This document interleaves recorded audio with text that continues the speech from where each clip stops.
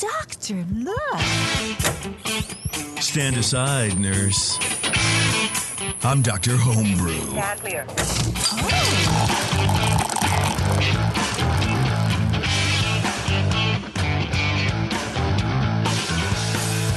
Welcome, everybody. Another edition of Dr. Homebrew. And we have at least one beer to drink today, possibly two. I don't know. We're going to figure it out on the fly because this is what we do over here. And then I'm going to regale everybody with stories about homebrewing again. It sounds really, really fucking boring, but, you know, it might be an interesting conversation for anybody who has been listening to the show, who hasn't homebrewed in a while. I just want to talk about what I'm doing right now. You know what I mean? Yeah, I mean, we all got that bug, you know, at one point in our lives and really had it to be this far into it. I mean, doing shows about it, of course, but like if you take a step back from it, or you have kids, or you know, life takes you different places, and sometimes you miss it, but you feel like, oh, can I go back to that? Exactly. Burn as much as I did. With me, as always, is Brian Cooper and Brian Shar. Welcome, boys. Hello. Thanks for coming back on this fine evening to talk about some beer. And we're going to drink more of Colin's beer. You might remember Colin from the last show. A 3D, whatever that is, I don't know. And frankly, I don't even care. It's very late evening on the East Coast at this point, and it might soon be tomorrow there. So that's true. That's how time works. Before we get to all of that, though, I do want to thank our sponsor, 5 Star Chemicals. You go to 5starchemicals.com and let them be the crux of your cleaning and sanitizing regimen, both, either way, process. How about that? Let them be the heart and the cornerstone of your brewery, your home brewery, because really, it's the best way to clean and sanitize your home brewing equipment is to use 5 Star Chemicals. Don't let anybody else tell you anything else. These other fly-by-night podcasts, they don't know anything. We're the only ones who know anything. Some people say that other people don't know anything. I would never say that, but I'm just saying. We might not know the difference between regimen and regime, but we're getting there. Yeah, I don't know. I don't know knowledge. Anyway, 5starchemicals.com. My apologies for my cool thing. Anyway, Colin, what's up, dude? Welcome back. Glad to be back. What are we drinking? The 3D. What is that? It's the Czech Dark Lager. Czech Dark Lager. Get out your 3D glasses and drink this beer. Exactly. This is my 3D glass. Exactly right. I don't know what you're hiding that you had to be all, you had to make up code words for this, but Czech Dark Lager. Have we had one of these before? I feel like we've had one on the show before. Trying to remember. I don't recall it. CDL, man. I don't know. It's yeah. Might have been when Keith was in the second seat here. I don't know. Yeah, maybe. It just sounds familiar. But anyway, is this something you made before? So I've done Schwarzbier a couple times. This is the first time doing the Czech version of it. Okay, is that all that is, you guys? It's just the Czech version of a Schwarzbier? No, not exactly. They're similar, but they're not the same. Come on, Colin. I'm gullible, dude. Don't fuck with me. Okay, so a Schwarzbier maker decides to make a Czech Dark Lager. Cooper, go ahead and start us off with this beer, please. And the train is leaving for Prague at approximately 11:45 p.m.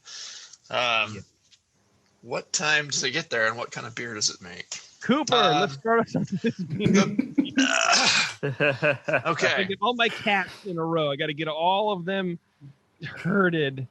That beer had a strong hiss when I opened it. I want to say, like, it was like blasting.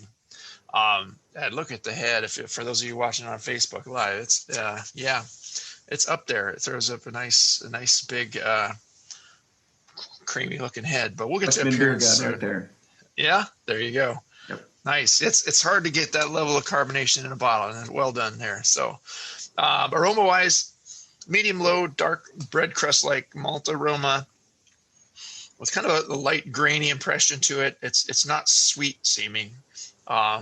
Getting a low, spicy floral hop, little noble hop thing in there. No DMS or diacetyl. It's clean. The fruity esters are not poking through here. It's a nicely lagered profile.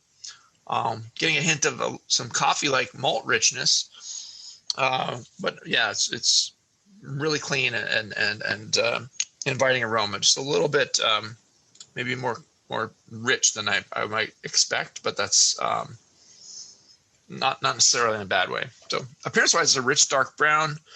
Seems to have good clarity, but it's pretty hard to see through. At the corners, yeah, you can see it's pretty clear, and even the edges of the glass, you can see through it. A little kind of a burgundy highlight in there when you shine it right out of light. But as I said, the head just pours a nice medium full head of mostly fine bubbles, creamy, and it persists quite well, like kind of a tan color. And so full points for appearance. Again, flavor-wise, the malt comes across first. The notes of dark bread and some moderate kind of coffee-like, maybe not quite to roast, but heavily rich malt overall. So finish is pretty dry. Clean lager profile again is obvious here. It's just nice, and the esters are restrained. Hops are a bit buried here in the flavor. I think this sample is probably a little colder than the one I judged last night. The one I judged last night, it's 3 nights ago, I guess now, but had a little kind of roastiness to it in the flavor. So, but yeah, it's I get a little bit. Yeah, of that. Yeah, not much. A little edge to it. Yeah, it's coming up as it warms up. I'm gonna warm up with my hands a little bit, see what we get. But very low hop bitterness. The bitterness is out of the way, and that's fine. Shouldn't be a big bitter bum. Low spicy hop flavor. Overall, it's balanced to the malt, and it's smooth. I would say it's not too acidic, and it is when it starts out cooler. It's nice. To be fair, these beers are probably usually drank fairly cool. They're not like served at British pub temperature.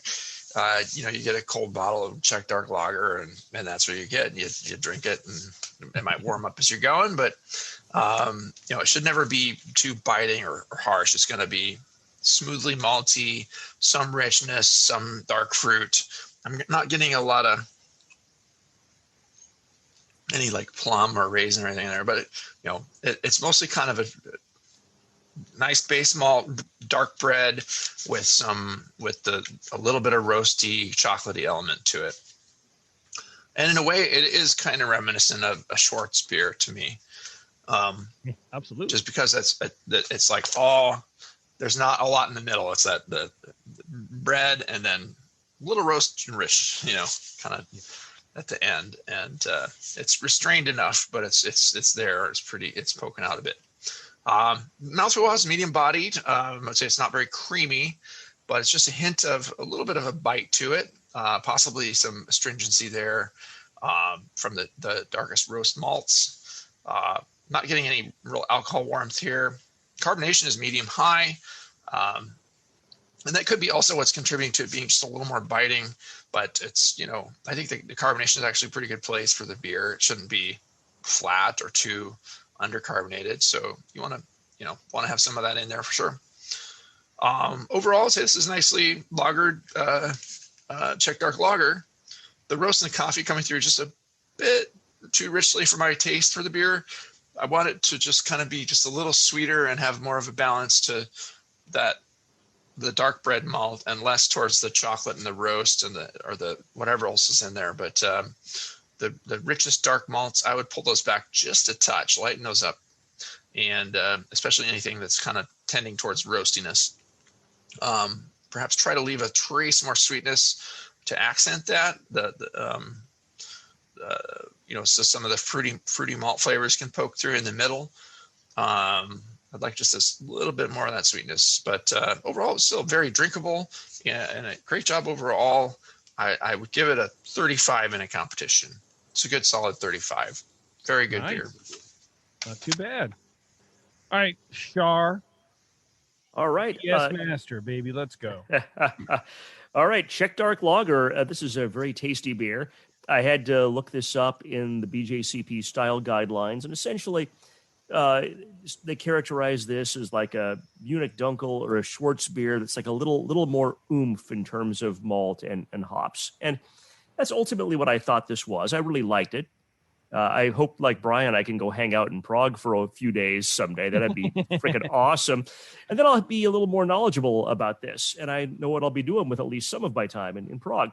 There you go. Aroma. Aroma is richly malty with notes of cola and dark bread. And yeah, maybe I talked myself into cola from reading the style guidelines, because that's the way that senses can be. You can talk yourself into things. Then I was smelling just a hint of hazelnut, and before I looked back at the descriptors, and can be nuts. All right, hey, I picked one out without being told it was hazelnut. Just a hint, right? This is not like a hazelnut a porter or something crazy like that, but I get just maybe a hint of a hazelnut note there. Yeah. I didn't get any roast aroma, no hop aroma, no off aromas. Overall, I really liked that. That was 9 out of 12. Appearance, it's clear as much as you can tell in a dark beer. Color's dark brown. The head is medium size and long lasting, kind of a light to medium brown color. 3 out of 3. Flavor initially is a dark malt, kind of chocolatey and bread crusty, like the aroma. Medium bitterness balances in mid palate. I think the maltiness goes back to taking center stage into a long finish. Some low spicy hop flavor kind of comes out in the finish. This isn't supposed to be a super hop flavor beer, but I did get a little spiciness there in the end. It's well attenuated, no off flavors, 15 out of 20. Mouthfeel, 5 out of 5. Medium body, kind of medium low carbonation. Very slight warming, I noted, but I also noted I hadn't eaten dinner yet. So that might have been why I got a little bit of warming out of this. Creamy, not astringent. Overall impression, 9 out of 10 for a 41 out of 50. This is like a richer Schwarzbier. And I like Schwarzbier a lot. But this is like just a little bit bigger Schwarzbier. No technical flaws. If I were going to do anything to change this, I might maybe add a little more aroma hop. It's not required, but like a little bit of spicy aroma might. It's one of those things that's not required, but it doesn't hurt if it has it. But it's also tricky because if it's too much, then it's going to be like, whoa, this shouldn't be like a super hop aroma beer. Yeah. But maybe just adding a little bit of aroma hops might help this pop a little more. But yeah, 41 out of 50. That's excellent. And I really enjoyed it. And I plan on drinking the rest of this bottle. So thank you for sharing. Nice. Yeah. I will say I enjoyed it more when it was a little colder. And but I would also say, to Brian's point of it should be a little richer version of like either a Munich Dunkel or Schwarzbier, kind of in that range. The ones I tasted there were more towards the, kind of in between, or more towards the Munich Dunkel range. Well, kind of in between, not Schwarzbier, but most of the malt flavor was kind of in the middle, and just not roasty, but just richness kind of. And I mean, some of them I tasted there might have, were cans that I bought on the street, and it might have been sitting there forever. I don't know. But, they just have them on ice blocks on carts, and you walk by and grab, give me a, Crucifix or whatever, and they're good. But we also did, when I was there, we did the walking beer tour of Prague. And so they took us to the oldest brewery in Prague and the newest brewery in Prague, and all this walking tour. And it mentions in the style guidelines that Ufleku brewery has been operating in Prague since 1499. When we tasted it there, that's the daddy. And it was more of that warm, kind of richly malty, not too richly, but just like a nice, smooth drinking, clean lager.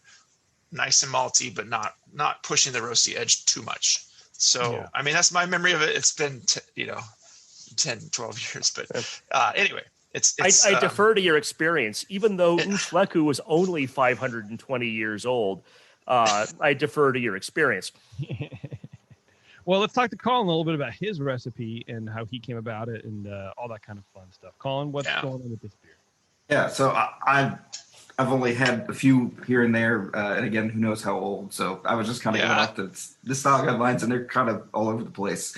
So there's lots of interpretation. A lot of range and interpretation. That's the other thing I read too. And maybe I'm being too picky about it because it's a really clean beer. That's what I will say. Yeah. So go ahead. I really liked it, and I was just kind of at a loss. It's really good, but it's not perfect. So I don't know what to do different, I guess, is kind of the main feedback of what I was hoping. But I can run through the recipe if you guys. Yeah, run the recipe. Let's see what's going on. Okay. So it's Weyermann Bohemian Dark Malt. So that's basically a Czech Munich. So it's 4.5 pounds or 38%. And then Weyermann Bohemian Floor Malted Pilsner at 5.5 pounds, which is like 47%. A pound of Midnight Wheat at 8.5%. And then 3/4 pound of Kerry Munich 2 at 6%. Midnight Wheat 8-something%? 8.5. Okay. That seems a little high. And no Vienna or Munich in there? Well, the Bohemian Dark is the Bohemian Dark is like a Munich-y version. Yeah, okay, got it. And then fermented with Yeast 2278, the Czech Pils. I pitch about 2 million cells. I tend to pitch high on the lagers. Pitched it at 46 until Krausen, and then hit 50, and then bumped it up kind of toward the end, just to kind of do the acid rest type thing. So OG was 53, final gravity was 15. So the yeast took a hot minute. It didn't quite attenuate as well as I would have expected. So they weren't quite as happy. Which I'm glad to hear it was dry enough. That's kind of what I was wondering. So that's good. What was your hop bill? So I bittered with Magnum. So I did 0.78 ounces. So like 25 IBUs at 60 minutes. And then I did 1/2 ounce of Hallertauer at 15, and then 1/2 ounce at 0. Okay. So just a little. I'll probably use Saz. Looking back, I don't know why I used Hallertauer as opposed to Saz. But who knows? Well, why not? It's fine. Yeah. Noble hop's a noble hop. Yeah. Yeah. Really. As far as water goes, mash pH was 5.2. Sodium was 25 ppm. I'm sorry, 14 ppm. Sulfate was 32, chloride was 16. Okay. I would back off the Midnight Wheat and bring up more of a Vienna Munich kind of component in there. Bring up the warmth of those middle rich malts and back off the roasting impression just a little bit. It's nice the way it is. It's rich, and it's more like a really rich Schwartz beer that's pushing that line towards roasty. But yeah. But you're right. That's sort of what I was thinking too. There is something in the middle that I don't want to say falls flat, but falls flat. It's there. There's like a caramely kind of nice richness, but then it sort of buttons itself up. It doesn't really carry through to the roast at the end. There's like a gap between the mid palate and the roastiness at the end. And I think right. If you bring that Midnight Wheat down a little bit, maybe even I don't know enough about the style to say completely, but bring it down and then boost that middle with maybe some crystal malts or something. I don't really know. But I think you could eke out some more richness out of this. And I think that's what you're looking for, Colin, right? Like that sort of level of like, maybe is that the component that you were saying that may be missing? I haven't had enough to know what they're really supposed to taste like. Yeah, so. I have no idea either, man. Yeah.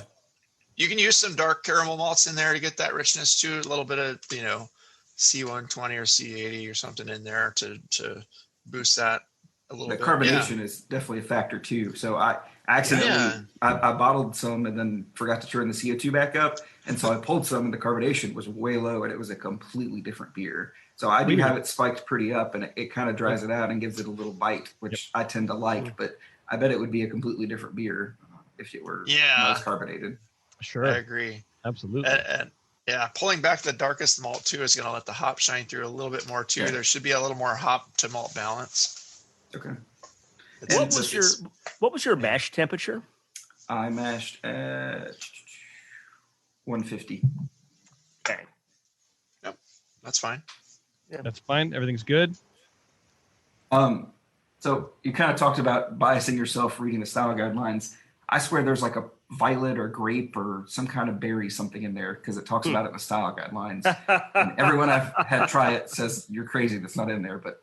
And I actually bought a full sack of the Bohemian Dark and the floor malted Pilsner, and I brewed other beers with those malts, and I still smell it in those. So I don't know what it is, but well, if you smell it, you smell it. yeah, Whether you've talked yourself into it or not, and that's a perception that you have, and the fact that you perceive that across different beers you make means that that may be a real thing. Yeah, there's some malt fruitiness to it there. It's not it's not a yeast derived ester. There's something a little berry like in there for sure. So I did a Czech Amber with basically 100% of the Bohemian Dark, and that's where I noticed it. So I'm assuming that's where it's coming from. Can you taste it when you chew the malts, or I mean, is it? Yeah, a little bit. Yeah, interesting. I'd love to get a hold of some of that. You're choosing some really fun ingredients to play with here. So I was just for sure on Fireman's website looking around. I'm like, oh, Bohemian Dark, and the local brewery here in town ordered me a sack. So nice. I'll give it a shot. That's sweet. Cool. What's the brewing? Yep. What's the brewery name? Thomas Creek. Thomas Creek. Okay, cool. Nice. Give me a little shout out. I mean, there. Yep. Yeah. Now all the other brewers in his town will be hitting them up. Hey, you told Colin that you would do it for him, and now, yeah, I know Colin. Anyway, cool. Do we have anything else? I'm glad you guys liked it. It kind of gives me some areas to kind of poke around to see what I can do to change it. I haven't sent it to any other competitions or anything. I was just kind of curious. Yeah. I liked it too. I mean, I think everyone's spot on. I think you're like 3/4 of the way there. It sounds weird, but like, you're right there, and I think you're right, Colin. You seem to have like a good handle on what you think your beers need, especially for what you like, but also to style. I'm assuming you're trying to hit the style, not necessarily just brew what you want. Yeah. And right. And yeah, you kind of have it. There's a missing link, but without enough examples of the style, it's hard to fit that piece in. So, but it's good. I mean, like the guys have said, there's nothing inherently wrong with the fermentation. How long did you lager it? Did you say? It took about a month to ferment, and then I basically put it in a keg, put it in the fridge on gas, and let it sit for a month before I tap it. So great. It's about 2 months. Cool. Yeah, perfect. It's good to be a yeast wrangler too. Keep that yeast happy and pitch a lot of salt, especially with those lagers. Just for a 5 gallon, get a quart of really happy slurry or more, and just go with it and go in there. Right. So now's the point where we have to decide what else to do with this show, right? Well, let's take a break. We're going to take a break first, okay. Brian. We take a break. And then we're going to figure it out. So actually, you know what, Colin? We have another beer from you. It seems like a waste to just not judge it. Let's go for it. So why don't we take a break? If you're going to be up already, I mean, what are you doing? Yeah. Gaming? Yeah. Come on. He might be about to embark on a World of Warcraft quest. Shut up, Brian. Just bullshit a little bit about home brewing and just have a good time. But we're gonna drink. What is this beer? This extra beer? American Strong Ale. American Strong Ale. Okay. Isn't that Arrogant Bastard? Yes. Ish. Yeah. Or Super Hoppy Red, depending on. Yeah. That's true. Okay. All right. Let's take a quick break, everybody, and we'll see you on the other side. This is Dr. Homebrew. And, whatever. I don't know. Enjoy yourself. Now serving patient number 189. Number 189 at the counter, please. Now back to Dr. Homebrew.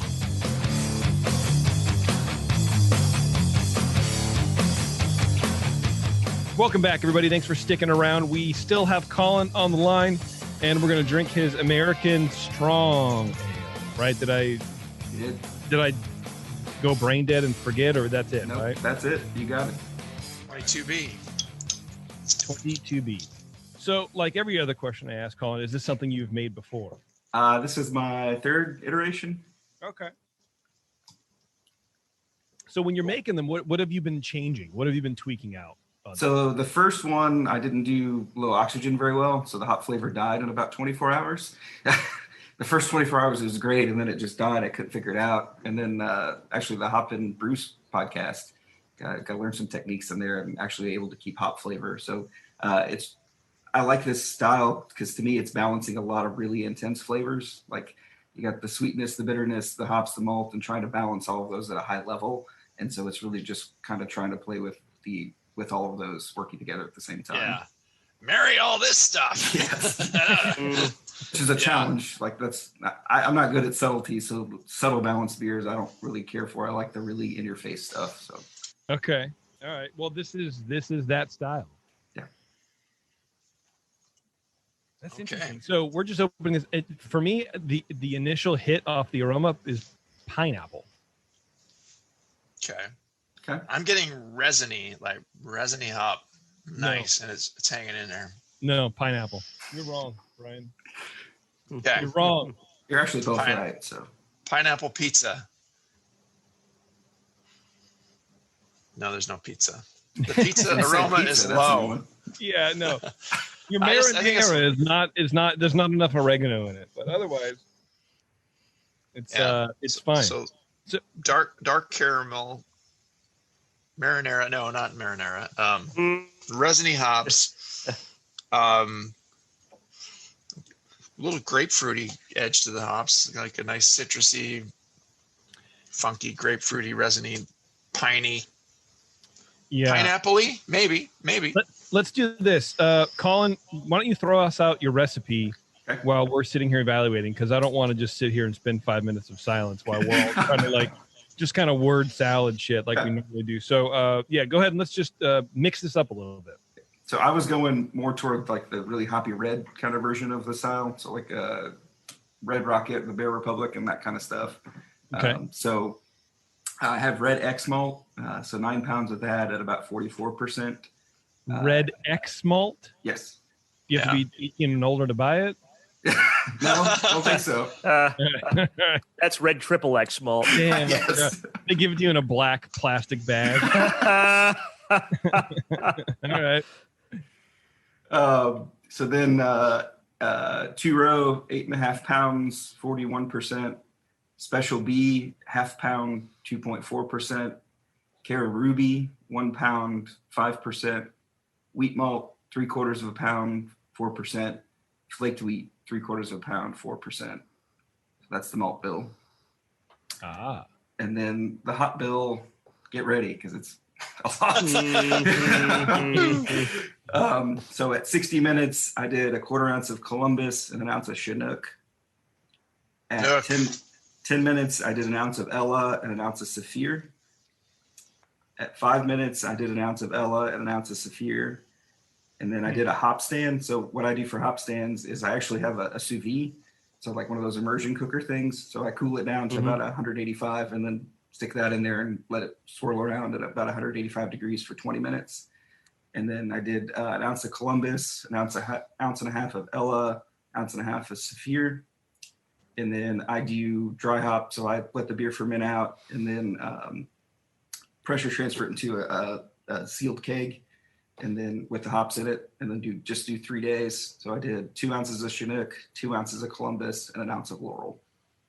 Okay, so I have a few questions. What is Ella hops? Never heard of it. Ella is an Australian hop. It's kind of crossed with the Noble. So it's kind of got the floral but tropically Australian thing going on. Okay. And then with your sous vide issue, what kind of what do you have? Like what's your... It's the Anova sous vide. Just buy it off Amazon. Nothing.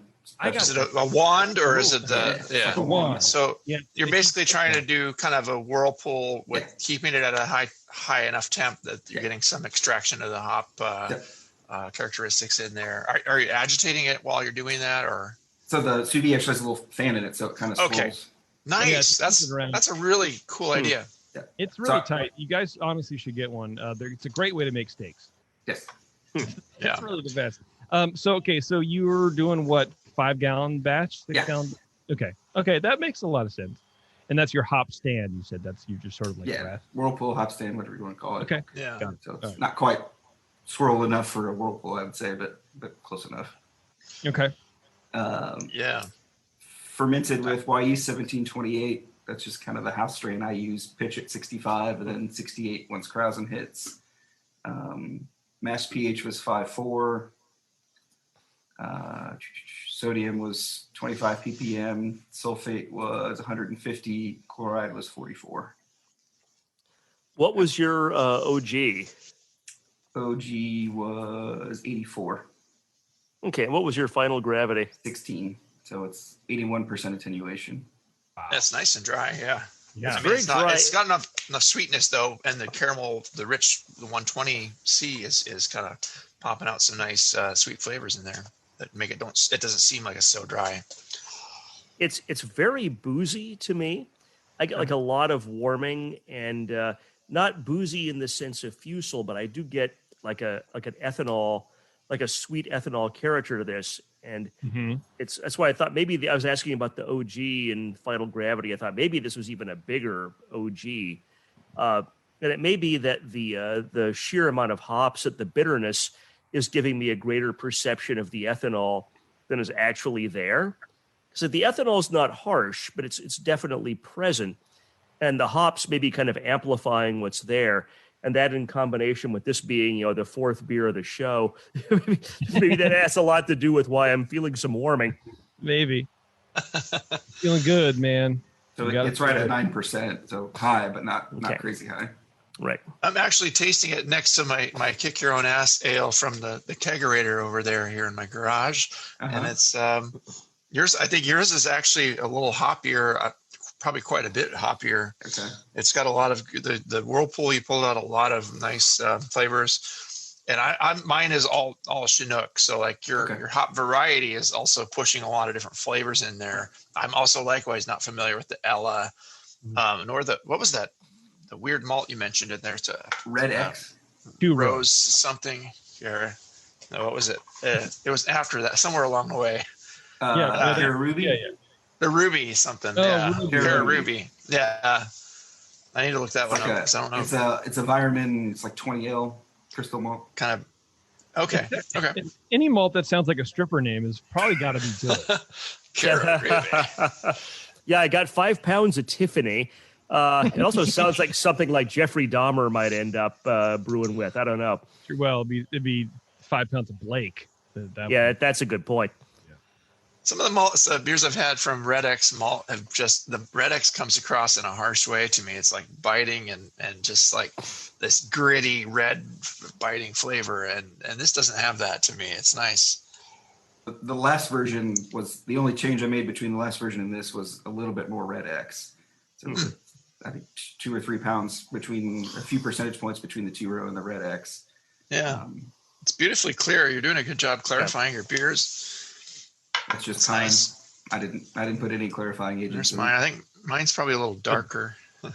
You have a thicker vessel, thicker cup. I'm looking at the. Congrats, Colin. That's cool, dude. Yeah. That's tight.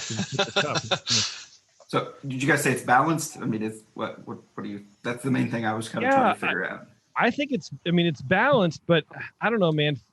For me, I mean, I'm not like a giant aficionado of the style, but it's like the almost tropical, like the tropical flavors and the sweetness from those malts and the bitterness doesn't match, like mismatched. It's balanced, but the flavors for me they hit different. They're not complementary. Yeah. So it's, you see what I'm saying? Because I definitely get like a pineapple, like canned pineapple juice flavor and aroma from. I'm imagining it's the Ella. I've never really smelled it in hops before, but Ella's more floral. Okay. At least to me. There's something that doesn't work. I think you did a really good job with the recipe. What's the balancing it in your up and downs? But if it was for me, I would more go back to the classic, maybe sea hops or something for like this. If you want to be American strong ale, I feel like you need the sea hops in there. Which there's a lot of Columbus and a lot of Chinook. There's just other stuff too. Well, then, like Get rid of the other shit. I don't know. It What was do you want from me? it's Advice? probably from the. Realistic shit?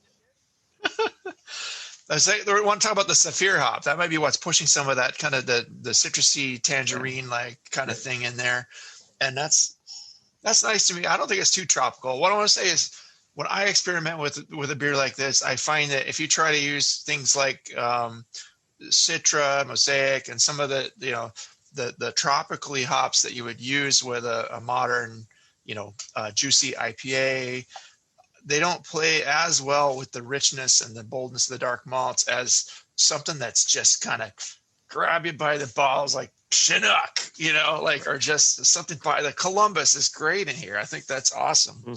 Yeah. And I don't know, it's a good blend. To me, it works.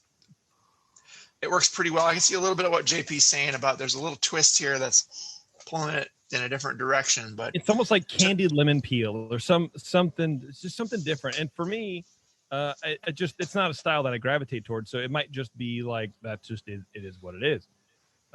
So take that for what you.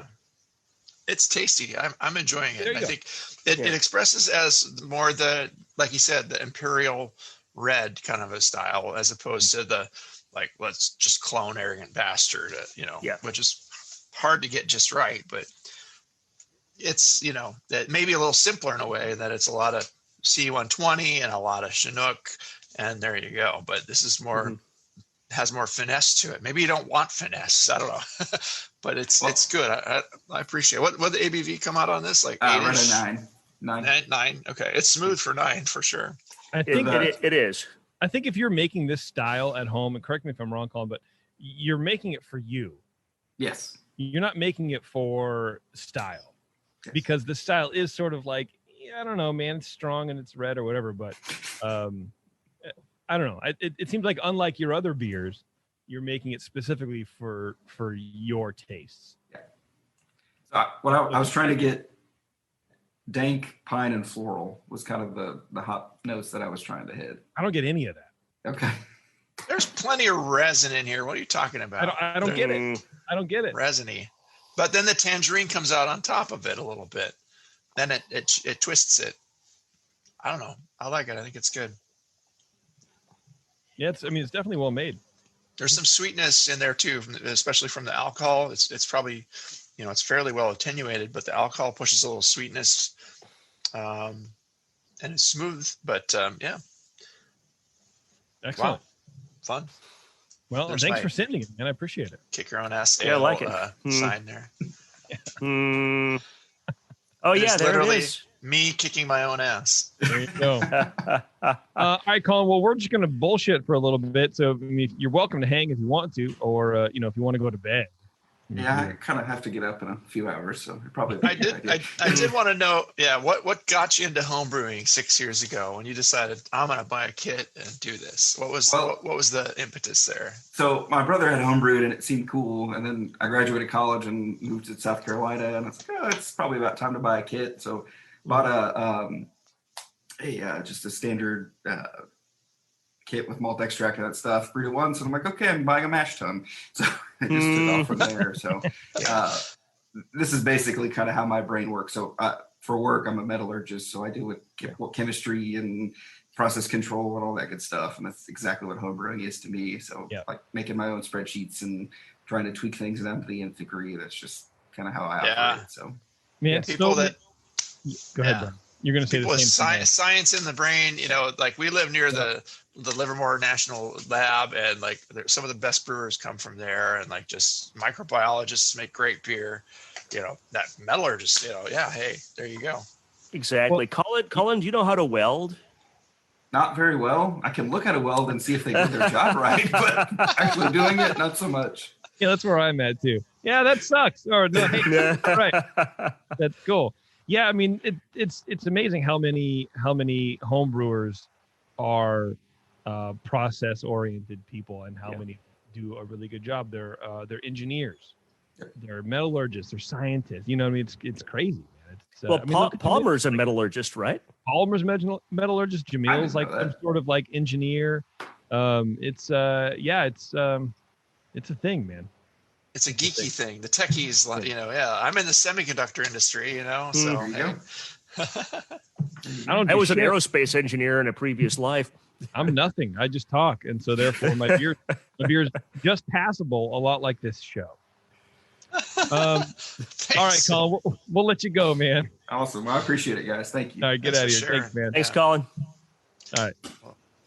Bye, send you some arrogant bastard, my arrogant bastard clone sometime. Yeah, you should send him some beer. A little beer swap Rooney. Mine's only 7.2 or something like that, but it's closer to the AB.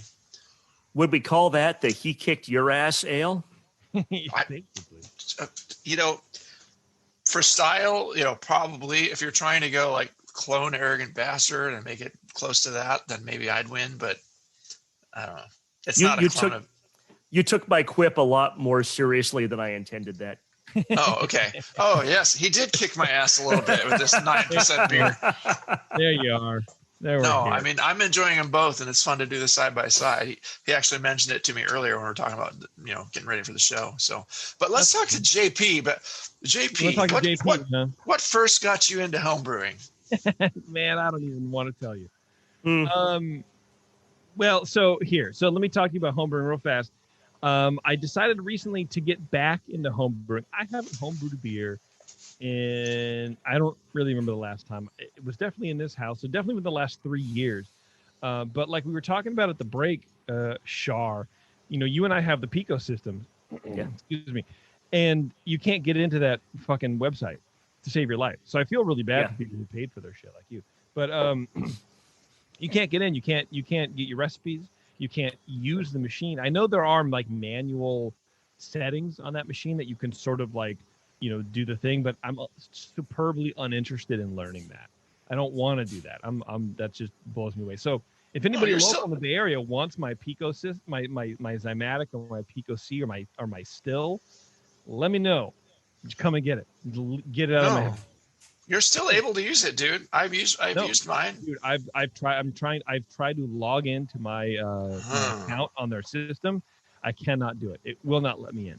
And you can't even, there's not even an option to reset your password. So it's a thing. So there are people, again, smart brewers, engineers who are reverse engineering a system to use the Zymatic. It's like it would be an open source software.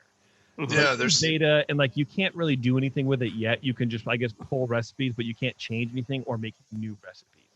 And I'm like, I just don't want to sit and wait for it. So yeah, I emailed Chris Graham at More Beer, and I was like, hey, look, dude, what's the best like electric mash tun system out there? Because you know, Terrence has my big system.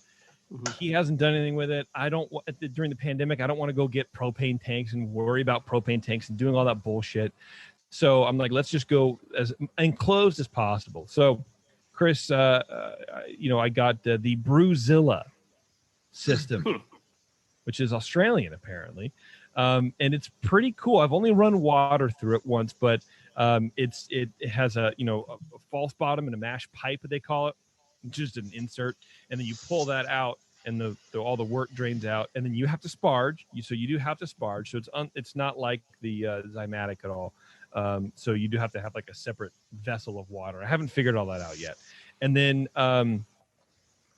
it has a pump system and it has 2 heating elements. It's a 1500 watt system, but you have a 500 watt switch and a 1000 watt switch, which is kind of cool, right? So if you just want like a to like slowly heat something up, or if you want the burner on, I guess, during your mash while you're recirculating, you can do that. That sounds pretty cool. And the pump is like literally whisper quiet. Like you can't hear it. You can definitely do it inside. Unlike some of the other automated stuff where it's just like, it's like a rock polishing machine. But anyway, I haven't used it yet, but I am sort of excited to get back into home brewing, man. The issues that I have getting back into it is sort of remembering all the bull crap, and especially moving to a new setup. There's so many different gadgets now on the home brewing market. I don't know if you guys have experienced this either. I mean, I know when I was brewing, you're sort of like, you're sort of taught what you're taught, and you have your equipment and you make it work. it's very, I think it's sort of, for me, it was very rare to like expand on that. Let me pick up this new thing that radically changes my setup.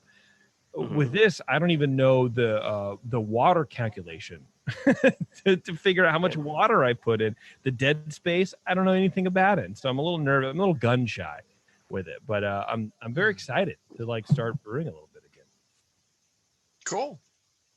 Yeah, I was looking at maybe getting a grain father or something, but I think that the Brewzilla, to the extent I've looked at stuff like that, the Brewzilla seems like it's maybe just a little more economically built, or maybe a little bit less complicated. Yeah. I don't know. Like I said, I've only run water through it.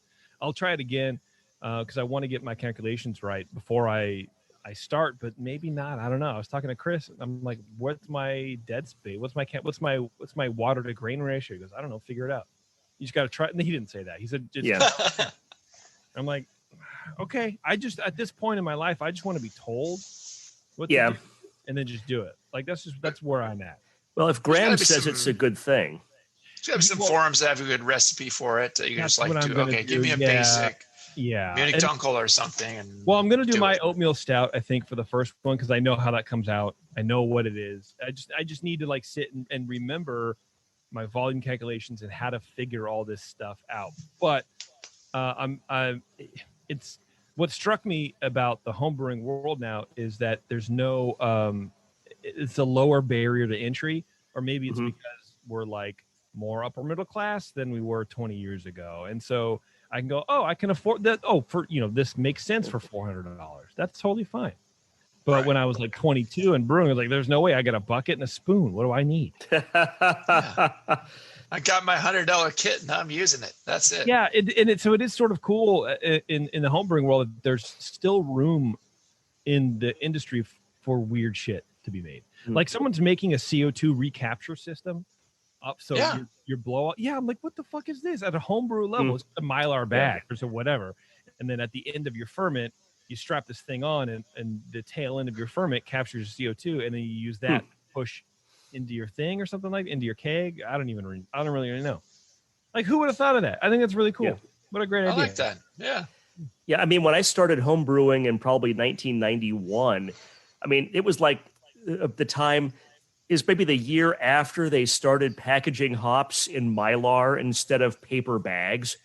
I mean, that was the kind of innovation that they had going on 30 years ago. So yeah, the stuff that they have today is really amazing. And that's one reason I really miss HomebrewCon is HomebrewCon. You really get a chance to go and talk to the vendors. You see the new stuff and you kind of take a look at, okay, what's new and cool versus what's new and kind of, I don't really need that. Right. Hey, Cooper, have we done one break or two? I forget. I think we just did one. We did one. Okay. Yeah. Well, that's a good moment to take a quick break, and we'll be right back. This is Dr. Homebrew. Hello, fellow BNers. This is Sully from the 21st Amendment Brewery located in San Francisco, just 2 blocks from Giants Park. Before Nico and I opened the 21A and before I was a professional brewer, I homebrewed on my small 4-burner apartment stove in a back house in Santa Monica, California, making my extract brews before graduating to the daunting idea of all-grain brewing. Homebrew books and information was hard to come by back then. The internet hadn't been invented yet, along with other things we take for granted today, like electricity and potable water. One thing I wish I had back then when I was learning was a radio show that could teach me the ins and outs of brewing and answer questions that I had about homebrewing, a resource for making great craft beer. The 21st Amendment Brewery is excited to be a proud sponsor of Dr. Homebrew, a great show that teaches you what you need to know about making incredible beer. Good stuff. Listen up, you might learn something. I certainly did. And thanks for your support. Tasty Crack Games.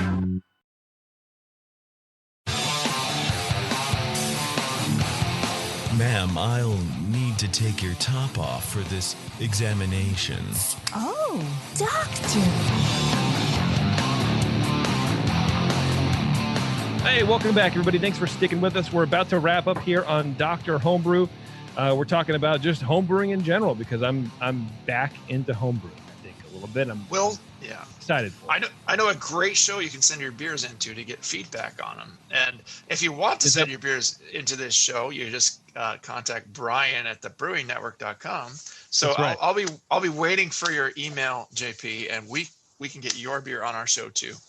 Please do. Please wait for my email. I will. We email each other every Tuesday, so yeah, it's not right. long. Yeah. All right, everybody. Thanks a lot. Oh, people in the chat are Chat questions. Tie it up, sparge to pre-boil volume, boil the original garbage. Yeah, Patrick. I mean, you're not wrong, brother. But I don't know, man. I guess it's very different from how I was homebrewing on my like 1550 or whatever from more beer, where it's like these are the measurements, this is the volume, and I guess that's what I'm talking about. Where getting back into it after even a couple years break, it's like I don't know what I'm doing. I should have been brewing already, but I'm not. I'm like a little too nervous about it. Yeah, I would say maybe be ready to adjust at the end, like add a little water or, add a little, boil a little longer, if you want, if you're hitting your gravity. Oh, the big red, the big red. Anyway, yeah, I don't know. I'll let you know how it goes. I'm excited about it. Yeah. And you know what, man, I'm in the exact same boat that you are, that I haven't brewed in about 2 years. Yeah. I used to have my big system, used to brew outdoors, don't have that yard anymore. Tell me about your system, baby. Yeah. But, I've got, I was planning on going to more of the Pico based, hey, let's just make this real simple, do 2.5, 3 gallons at a time. And obviously that's not happening. Yeah. Because that's what happens when it's a good system, but when you're dependent on the cloud, whether it's for brewing or anything else, you're dependent on the cloud. And that's for better or worse. If the cloud goes away, you're kind of fucked. And that's not the first cloud-based brewing software system that has sort of gone belly up. And it's sad because that's sort of our world right now is the technology of the cloud. And I think that's the future of home brewing to a certain extent about delivering information, delivering data. Yeah. But if we're putting our money into it, I think it's going to make us old heads sort of gun shy about trying new stuff. And the open source system, like you were talking about earlier, JP, that's a great way to go. On the one hand, it's great if you have people that are committed and want to have an open source and develop something that can be a cloud-based open source system. But the problem is that's still got to run on some hardware somewhere, and someone has to pay for that. And how are you going to pay? How do you make sure that's going to be around?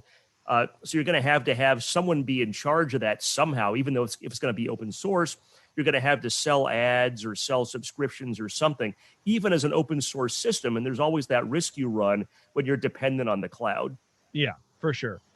But I don't know. I'm excited about this because it does sort of bring back some of the labor, that maybe I missed. I don't know. But we'll see. I'm curious about it. So I'll keep you all posted for sure. Right on. All right, everybody. We should all get like a can of malt extract and a pasta pot and like something and the three of us should like figure out a time to do this in the next few months. And then we should judge each other's shitty malt extract made in a pasta pot homebrew and see what happens. No. Yeah. No temp control. It's not a bad idea, honestly. No temp control. That. Yeah. It's like the Mad Max brew competition. I've got a Mr. Beer right over there. I bought it at a discount store just for fun. And I had this idea for a homebrew competition in my club. Just like get a few of those and give a few people the Mr. Beer and see who could brew the best beer with the freaking thing. When I was at More Beer, we always took on the attitude of we love Mr. Beer. It's great because so many people would come into us after trying Mr. Beer and they go either I really like it and I want to learn how to do that on a bigger scale, or my beer sucked. How do I make it better? So it was Mr. Beer, like for all the shit that homebrewers give it and I give it to and whatever, because it's very like basic and it makes shitty beer and whatever. It's a great entry point into the hobby. From whatever. I totally forgot Mr. Beer. Yeah. You could probably make really great beer in the Mr. Beer if you just you know your shit. Like at our level. The problem is it's just the extract was always just warm on the shelf for 6 months or a year, 2 years. You just never really knew. It smelled like raisins. It's just old shit. So yeah, their kits were weird. people would bring in the beers that they made with it, and be like, hey, try this. And you're like, wow, this is like watery cider. That's cool. What is it? Oh, this is my IPA. Hey, do you have a couple $100? Because let me show you how to do this the right way, man. And, that's what happened. Anyway, let's get out of here, boys. All right? All right. All right. Thanks a lot, everyone, for tuning in. Like Brian said, if you want to get on with the boys here in Dr. Homebrew, send an email to brian@thebrewingnetwork.com and be prepared to ship some beers out to us. And that would be really great. And we look forward to drinking beers. Until then, thanks a lot. I don't know. I need a better sign off. We're looking for a few good beers and a few bad ones. Too. Sure. Some bad ones, too. Yeah. Yeah. Thanks for everybody for watching live, man. That was really cool. I like watching the chat sort of light up there at the end. We're talking about homebrew. That's fun. All right, everybody. Cheers. It's tasty. Too tasty.